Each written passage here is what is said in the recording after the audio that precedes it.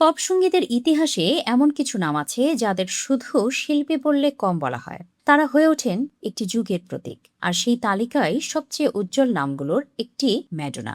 Queen of pop নামে পরিচিত Madonna Luis চিকন শুধু গান করেননি, তিনি বদলে দিয়েছেন পপ সঙ্গীত, ফ্যাশন, মিউজিক ভিডিও এবং নারীদের পপ সংস্কৃতিতে নিজেদের প্রকাশের ধরন। কিভাবে একজন সাধারণ পরিবারের মেয়ে বিশ্ব সঙ্গীতের অন্যতম প্রভাবশালী তারকা হয়ে উঠলেন। ম্যাডোনা লুইস চিকন জন্মগ্রহণ করেন ১৯৫৮ সালের ১৬ই আগস্ট যুক্তরাষ্ট্রের মিশিগানের বে সিটিতে। পরে তিনি ডেট্রয়েটে বেড়ে ওঠেন। ছোটবেলা থেকেই নাচ ও সঙ্গীতের প্রতি তার ছিল গভীর আগ্রহ।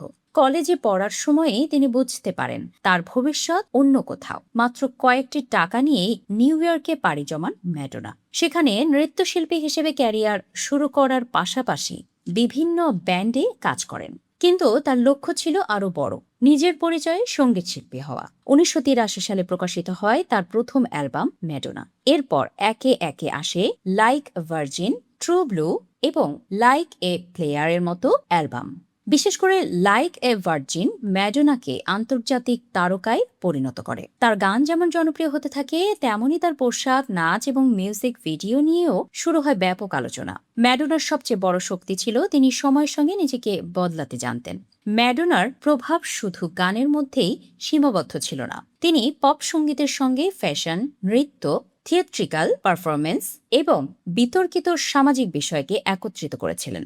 লাইক এ প্লেয়ার, ভোগ, ফ্রোজেন, মিউজিক, হ্যাং আপ, এক একটি গান যেন তার ক্যারিয়ারের এক একটি নতুন অধ্যায়। বিশেষ করে ভোগ গান ও এর মিউজিক ভিডিও পপ সংস্কৃতিতে আলাদা প্রভাব তৈরি করে। আর এখানেই ম্যাডোনা অন্য অনেক শিল্পীর চেয়ে আলাদা। তিনি শুধু জনপ্রিয়তার পেছনেই ছোটেননি, বরং নিজের শিল্পী সত্তাকে বারবার নতুনভাবে উপস্থাপন করেছেন। সঙ্গীতের পাশাপাশি অভিনয়েও নিজেকে প্রতিষ্ঠিত করার চেষ্টা করেছেন।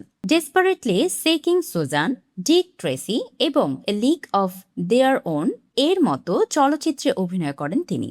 ১৯৯৬ সালে এভিটা সিনেমায় তার অভিনয় বিশেষভাবে প্রশংসিত হয়। এই সিনেমার জন্য তিনি গোল্ডেন গ্লোব পুরস্কারও পান। তবে ম্যাডোনার ক্যারিয়ারে বিতর্কও কম ছিল না। তার পোশাক, মিউজিক ভিডিও, ধর্মীয় প্রতীক ব্যবহার, সম্পর্ক এবং ব্যক্তিগত জীবন প্রায় সবকিছুই কোনো না কোনো সময়ে সংবাদ মাধ্যমের আলোচনায় এসেছে। তবে এসব বিতর্ককে অনেক সময় তিনি নিজের শিল্পী সত্তার অংশ হিসেবেই ব্যবহার করেছেন। তার দর্শন ছিল একজন শিল্পীকে শুধু সমাজের প্রচলিত নিয়ম অনুসরণ করলেই হবে না, প্রয়োজনে প্রশ্নও তুলতে হবে। ৪ দশকেরও বেশি সময় ধরে সঙ্গীতের সঙ্গে যুক্ত ম্যাডোনা প্রমাণ করেছেন পপ তারকা হওয়া শুধু একটি সময়ের বিষয় নয়। তিনি অ্যালবাম বিক্রি করেছেন কোটি কোটি কপি, বিশ্বজুড়ে করেছেন অসংখ্য কনসার্ট এবং পেয়েছেন অসংখ্য পুরস্কার ও সম্মাননা। সবচেয়ে গুরুত্বপূর্ণ বিষয় হলো তার পরবর্তী প্রজন্মের অসংখ্য শিল্পী ম্যাডোনাকে নিজেদের অনুপ্রেরণা হিসেবে উল্লেখ করেছেন।